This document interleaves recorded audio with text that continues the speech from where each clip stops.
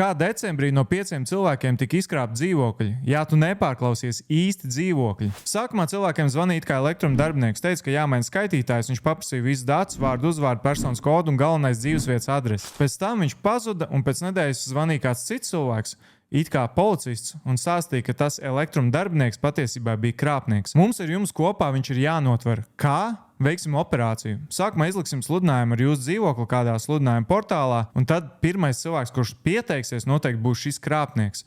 Tad mēs viņam šo dzīvokli pārdosim, un tad jums visa nauda būs jāpārskaita mums uz policiju, jo tā tur būs drošās rokās, un neviens šo naudu nevarēs jums nozagt. Cilvēks tiek noinstruēts, kas viņam ir jāstāsta notāram, ka viņš pārvācās pie māsas uz Vāciju dzīvot un visādi attaisnojumi, kāpēc viņš pārdod šo dzīvokli, bet nevienam neko nedrīkst teikt, jo šī ir slepena policijas operācija. Cilvēks pārdod savu dzīvokli citam cilvēkam, kurš patiesībā nav krāpnieks, lai gan viltus policija apgalvoja, ka tas ir krāpnieks, un pēc tam visu savu naudu pārskaita šiem krāpniekiem. Un tad šis pircējs nāk uz dzīvokli, kur viņš ir nopircis, un saka, ka viņš grib ievākties, un kad šis vecais īpašnieks vāksies ārā, bet vecais īpašnieks saka, nē, tu esi krāpnieks, šī bija policijas operācija, un mēs jūs atklājām. Bet nekādas operācijas nebija. Viņš tikko pārdeva dzīvokli un pazaudēja pilnīgi visu naudu. Pie manis ir vērsušies cilvēki, kur ir nopirkuši šādus dzīvokļus, un viņi nevar dabūt ārā veco īpašnieku, jo vecais īpašnieks joprojām ir pārliecināts, ka tā bija policijas operācija, bet, diemžēl, realitāte ir tāda, ka dzīvoklis viņam ir pazaudēts. Pie manis ir vērsušies cilvēki, kur ir nopirkuši šādus dzīvokļus, un viņi nevar dabūt ārā vecos īpašniekus, bet, diemžēl, realitāte ir tāda, ka viņš šo dzīvokli ir pazaudējis. Atceries, policija tev pa telefonu neliks iesaistīties kaut kādās slepenās operācijās, kur tev ir jāpārdod savus dzīvokļus.